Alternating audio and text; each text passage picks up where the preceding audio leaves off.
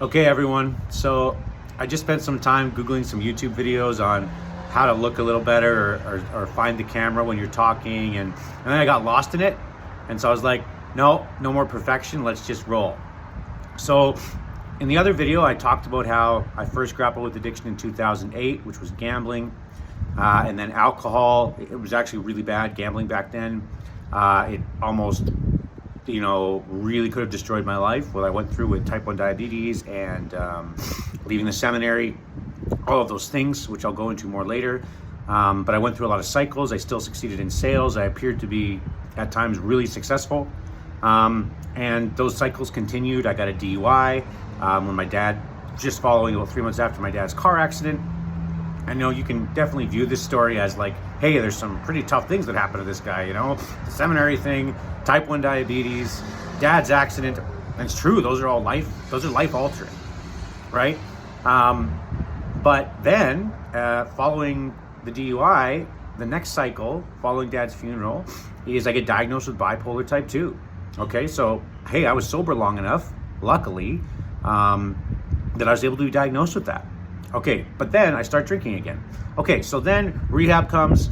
Just before rehab, my mom takes massive responsibility in my life and says, hey, can't help you with rent. You've been gambling, you've been doing coke, you've been doing these things. You got to get help. And so I had a moment where I'm going to rehab for me. Okay, so now everybody should be kind of caught up. So I wake up in rehab, and I got there October the 12th of 2017. My mom and my sister drove me down. We went down to Ponoka. And for those of you that maybe picked up on this in the last video, or if you're a family friend or you know the Walshes, my father went to the exact same rehab. So he was in a car accident in 2013. He died in 2015. But in there, he spent a few months in Ponoka. My mom actually lived there. And so I was at this facility. I get there, and I didn't feel like overwhelmed at that time by this connection. But imagine what that was doing to my mind, right? Like, I've been here before, right? I've been here. I walked with my dad in those hallways. My mom knew some of the nurses, so it was kind of a positive thing, but also like a really, really hard thing. So you get to rehab, right? You get dropped off. I've got a suitcase. I pack some outfits, and I've got my insulin and stuff, and they take everything. Right? So you get there, and I'm remembering this live with everyone right now as I talk about it, because I haven't thought extensively about rehab until now, talking through this story. And so you arrive, and there's a nurse's desk, there's a front desk, and then they take you to a specific corridor or ward. I was in the concurrent disorders program that they have. So you have both a diagnosed mental health disorder, and you also have a addiction issue, right? Which is a lot of people, by the way, who have mental health or who are even homeless, or it's a big problem, right? Mental health and addictions. And I get there, and they go through all of my things, right? They're checking you for drugs and contraband, whatever that means, a big word. And I remember they took my insulin too, right? So I'm on insulin injections, and I've been giving myself needles for almost a decade at this point. But they took that because now they were going to be in control of that. And just touching on diabetes briefly, I would figure out through these next 3 weeks in rehab how much my struggle with diabetes was contributing to my addictions through the fuck it mechanism that I talked about in the last video. So from my friend Peter Nishimura, who coined this phrase, the fuck it mechanism, because when I got there, they changed up all my insulin regime, right? They changed up how I use my insulin. I actually ended up having to take an ambulance to the emergency ward. So I got double health care. I was in a rehab facility, also sent to the local hospital emergency, because they messed up. They did some new things with my insulin to try and fix some things, and it didn't work. So I got rehab in more than one way, both my diabetes and myself. Okay, back to the story. So basically, I was in a room.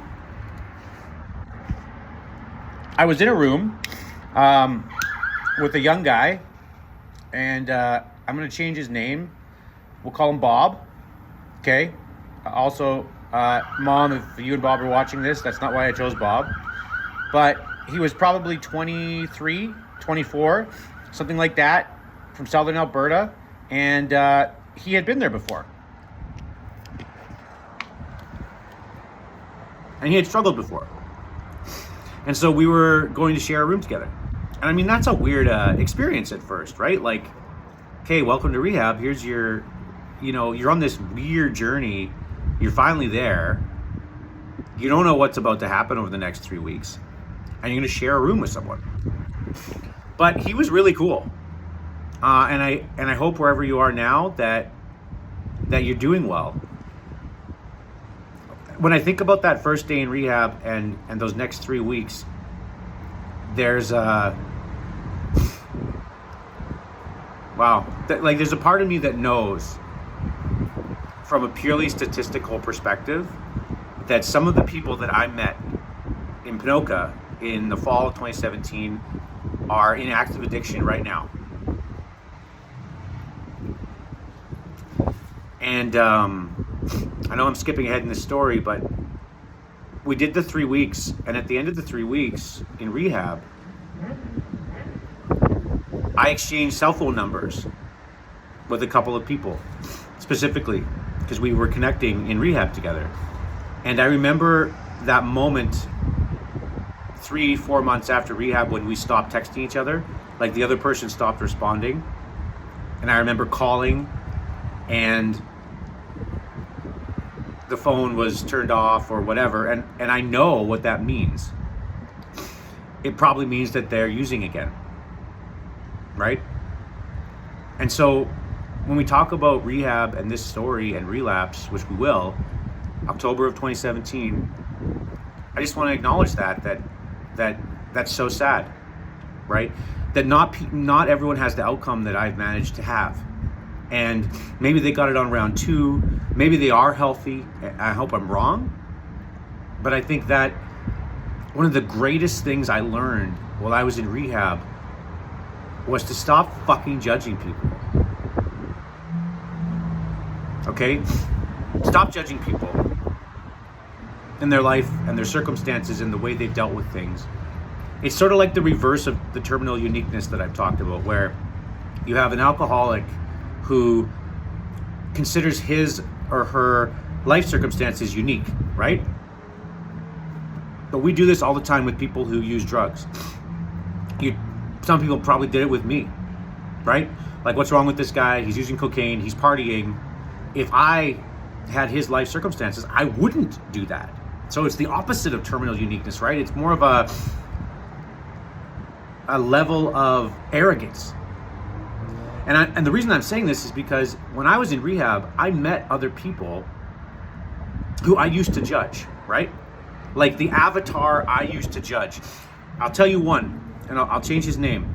Let's call him Michael.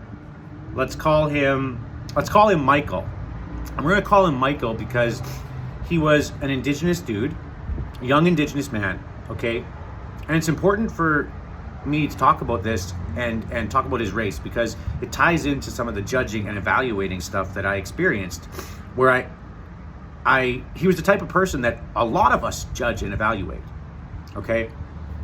He was, say, 20 years old, I want to say. He's wearing tracksuits, ton of tattoos, and I got to know him and his story.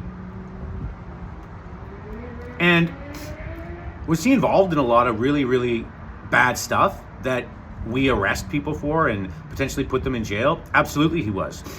But when this guy was 12 years old, a gang on his reserve burnt his fucking house down. Okay?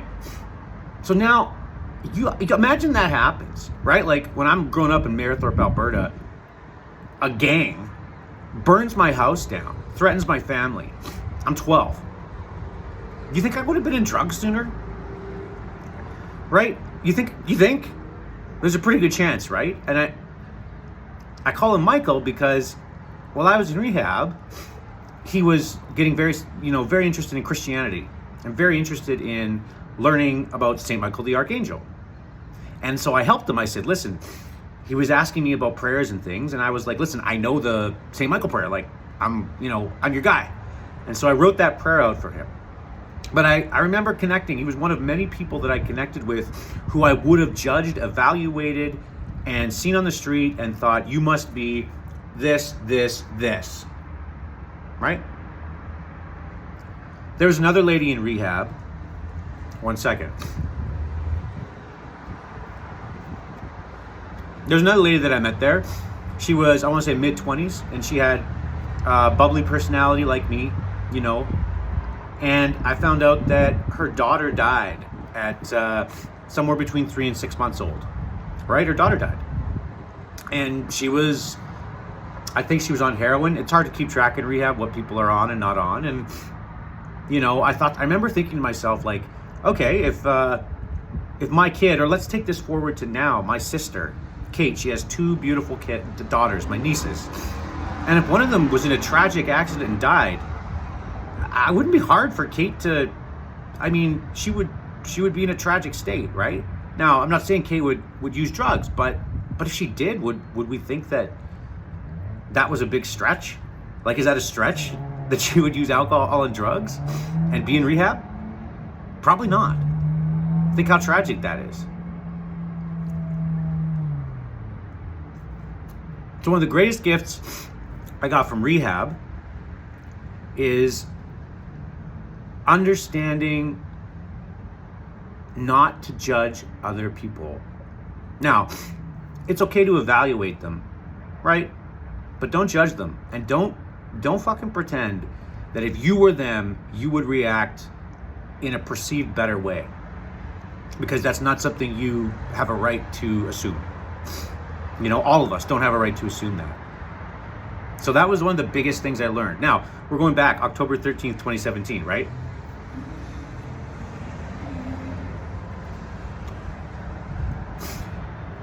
I'm there. Rehab honestly reminded me slightly of being in the seminary. And I know in the last video I mentioned that I have some pretty negative attachments to things that happened to me in the seminary, but there's still positives, and the positives were the routine. So rehab was very routine. You get up every day at, let's say, 6:30, right? You have to be at breakfast, and then there's mandatory sports. And so you're forced to, go for a run or play basketball and when I look back, right? When I look back now on that, even as I'm telling you this story, bearing with me as I relight my cigar, they were setting you up for success, because addiction is the opposite of connection. So maybe write that down. If you're like watching these videos and you really think you can get something out of it, addiction is really the opposite of connection. And so by forcing us to play sports, 2 things were happening. One, you're exercising, okay? And we all know it's good for us to exercise from a mental health perspective, etc. But also we were forced to play sports together.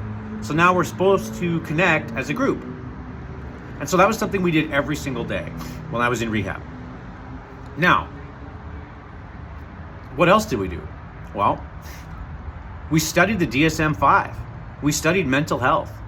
Like, I studied schizophrenia, bipolar, dissociated personality disorder. I think I said that one wrong. We went through all of these different levels of how these work, how they show up in people's lives, right? So we became familiar with either our own mental health diagnosis and then those of other people. Again, gaining that ability to not judge and to just to connect, right? While I was there, what else? There was group therapy. So we would have group therapy every day, which was wonderful, right? Because again, the more you could share, the more you could understand in rehab. Like, so I hope this video gives you both my vulnerable story, or all these videos, but also understanding how awesome rehab is, right?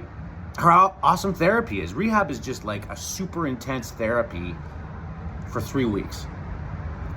And so you'd have group therapy every day, and you would be able to connect with the people that you were in rehab with.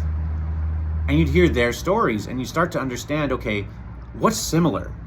You know, how am I similar? Not how am I different? How am I similar? How are they struggling the same as I am? And then the pieces could kind of start to come together, right? Probably one of the most valuable things was I had no cell phone.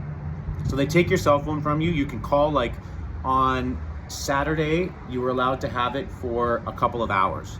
And so I remember one of the people, I called my mom, and I called Peter. I called Petrus. That's what I call him, Petrus Nishimura. And, you know, when I think about the days and the weeks and the months before I made this decision to go to rehab, Peter was really good at, to give you context for like why people should go, right? Like, he was kind of like, Walsh, you've got the time right now, because I wasn't working. He's like, when in your life, like, he did a good devil's advocate of, hey, listen, let's say you don't have a serious issue with all these things. Even if you don't, when will you ever have a better opportunity to go and just check it out and see if it's something for you, right? And like, what's the worst case that can happen? You go to rehab, and you went to rehab. You spent 3 weeks in a health facility. They helped you with your medication and your diabetes. You know, they helped you with your routine, right? And so I thank him for that. And that's really what rehab was. Like, it was like 3 weeks of healthy routine. It was like 3 weeks of everything that's the opposite of addiction, or everything that we know, but it's hard to implement in your life sometimes, will help you be healthy with your mental health. And you know, mental health and addiction are two Venn diagrams that are basically synergized, right? Like, even if you don't have a DSM-5 diagnosis like I do, when your mental health is off, that's probably when you are most vulnerable to addiction, even if it's not a serious mental health condition. So I was in for 3 weeks, and I'll never forget talking to the head nurse. So there was like a nursing station, and then there were small rooms, and then like a group area in the middle. Throw any questions you have down below this video. I'll answer any specifics at all, anything you got. But the head nurse, and his name, I gotta look into him and send him a card and let him know how he impacted my life, because I had a conversation with him once.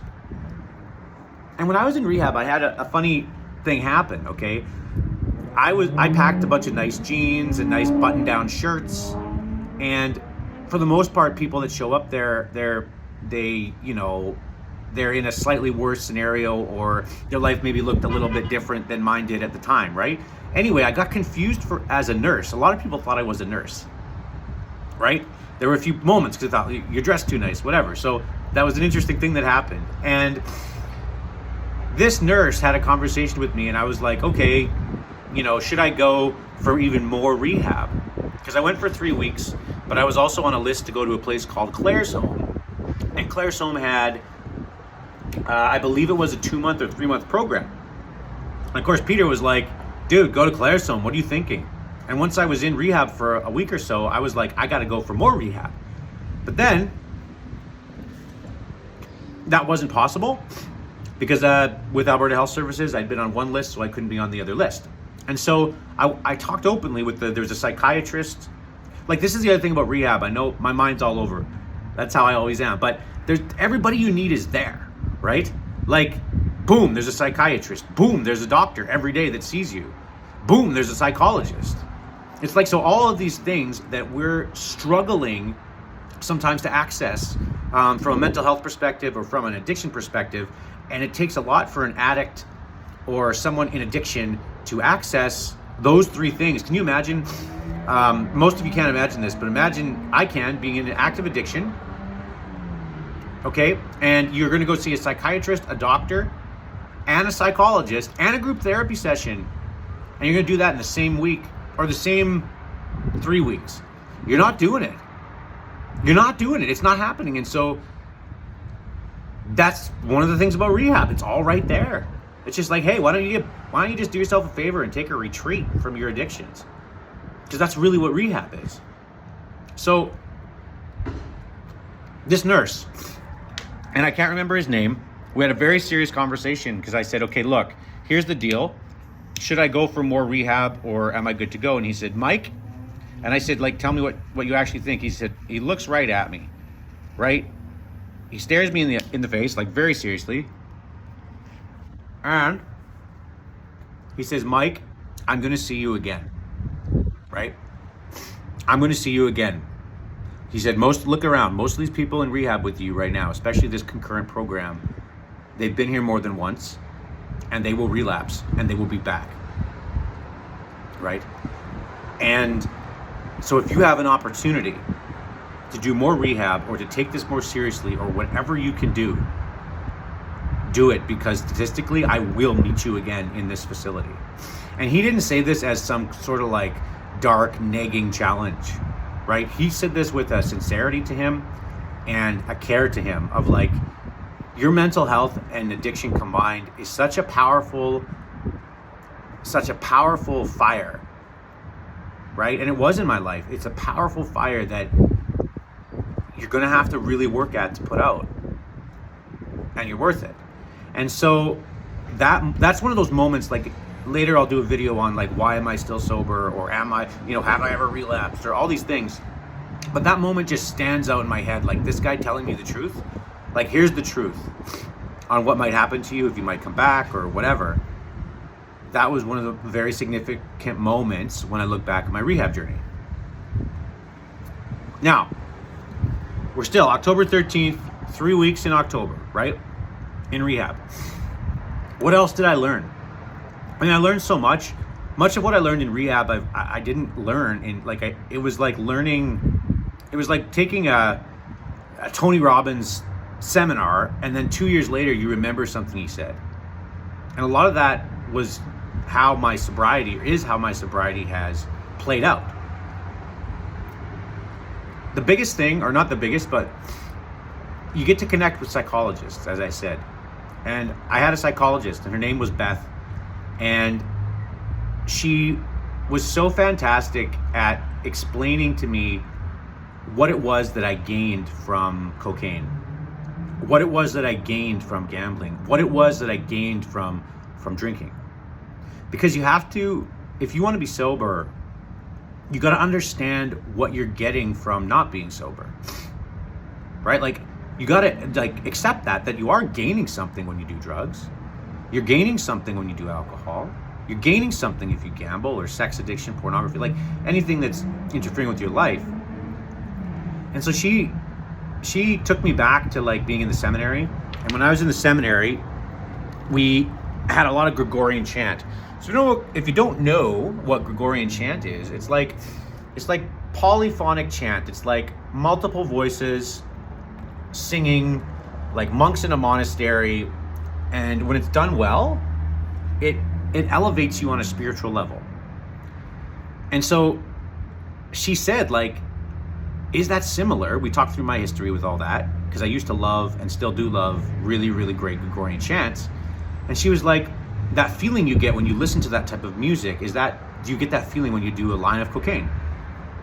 I'm like, absolutely, right? It's like going to St. Joseph's Basilica here in Edmonton, and when they have a really solemn mass, and there's a couple of moments where you get that feeling. And when you do drugs, or when you drink like a bunch of scotch or anything in excess, there's a moment where you get those feelings.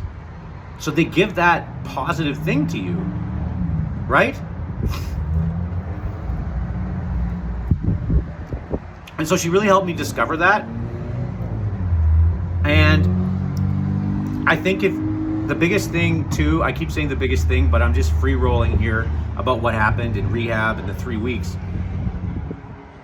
is understanding connection versus addiction, right? Because addiction really gives you a false sense of connection, right? So when I used to do cocaine, for those of you who have tried it or done it or know how it works, you do a line and then you feel elevated. And I was talking about this with a friend the other day who hasn't been addicted to anything but is aware of what it's like to interact with people who are on coke. And those people who are on coke, I was one of them. You'd visit with someone until 4 in the morning, 5 in the morning, 6 in the morning, okay? And you feel like you're solving the world's problems and you're connecting maybe in a way that you have never connected before in that moment. But the next day, you go to sleep, you wake up in the afternoon, you feel awful because the down from the drug is worse than the up, right? The down is just awful. And you're never texting that person the next day to say, hey, you know that cool thing we talked about doing next summer? Let's make some plans. You never do that. And so I noticed lately in my friendships that I'm getting that connection and it's authentic. It's like authentic connection in conversation. It's authentic connection to myself. But the coke gives it to you. It's just that it's not lasting, it's not real, and it comes with consequences.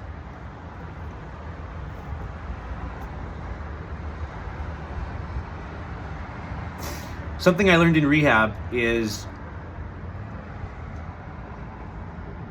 that you can be healthy, that it's okay to be healthy. You know, it's okay to have a routine, and it's great to have a routine. That's one of the things, right? You have regular meals, you have regular sleep, you have regular socialization with other people there. You're forced to walk outside. You're forced to interact with others. You're forced to study how addiction works. You're forced to study mental health. And I say forced, but like, I remember getting into it, you know, and I have to look. I don't know if I have all the books and things that I had from rehab, because when I first got out, I thought, okay, I don't want to think about, because I was too close to the addiction still, right? In the sense that I got out at the end of October and addiction was still 2 months ago for me, right? So I was like, I'm moving forward. I'm just going to apply. I'm going to jump in and do routine and exercise and healthy relationships. And I'm just going to go after that and not focus on this big book I had. And my certificate, they give you a certificate when you finish. I hope you all appreciate my storytelling style. It's very all over the place. I can't think of why it would be bad for a normal person to go to rehab. Like, let's say a normal person who has no serious addictions and no serious mental health diagnosis. Like, it's still that good of a thing to do, because you would get the benefits I got, which were I connected with other people who had similar life circumstances to me. They were not white and 30 and male necessarily, but they had trauma, serious trauma in their past that was showing up in their addiction. And they had undiagnosed mental health only recently that was showing up with addiction. And so you would get a chance to not judge other people. You would get a chance to discover kind of like who you are, and understanding why is it that we use the things we use. Because that's the biggest thing I learned. You know, what is it I'm gaining from alcohol? What is it I'm gaining from cocaine? Because if you're in a situation in your life where you want to give up even something like pornography, I keep going to pornography because I think it's something a lot of people use in a way that they don't like using, but it doesn't show up in this immediate like place, like where my cocaine showed up immediately as risky behavior. My drinking is a DUI, right? It shows up immediately. But it all comes back to why and what are you getting from abusing these substances? What do you get from food even, and your relationship with it? So October 13th, 2017, there for 3 weeks. I don't know why I thought about not going, right? Like, to anyone, if you're watching this and you're like, I'm resisting this idea, I'm scared of this idea, there is nothing to lose by going. The worst case scenario is as long as you're willing to remain sober. Like, I mean, you're going to connect with people, you're going to eat food, you're going to get sleep, and as I said, you get access to doctors, psychologists, psychiatrists, everybody's there. And in my case, all the nurses actually give a shit. Not that nurses in other places don't. I have friends who are nurses. I love nurses. Nurses are cool. But a lot of the nurses actually have had addiction problems themselves. And this is what my psychologist told me, that a lot of the counselors and people who get involved in a rehab facility were once struggling themselves. And so it's this beautiful 3-week period where you are being cared for by people who maybe have been in your spot and in your place, and you're given the opportunity to connect with other people who are currently in your same place, to see that because this is the other thing, right? I'm going long here, but when you go to rehab, you get to see that, hey, you aren't the only person who's in this spot. These other people are, and there's this group of people willing to help you who've also been in your spot. And so I think I'm going to end the video there. I'd love for you guys to ask me any specific questions about rehab. I'm kind of just making this all messy as possible because I want to get my story out there. I want to get the idea of, like, how have I remained sober out there, and just understanding what rehab did for me, and who could go and benefit from it, and how to stay sober, right? And let's stay sober. And any questions you've got, let's do them. Sober Walsh.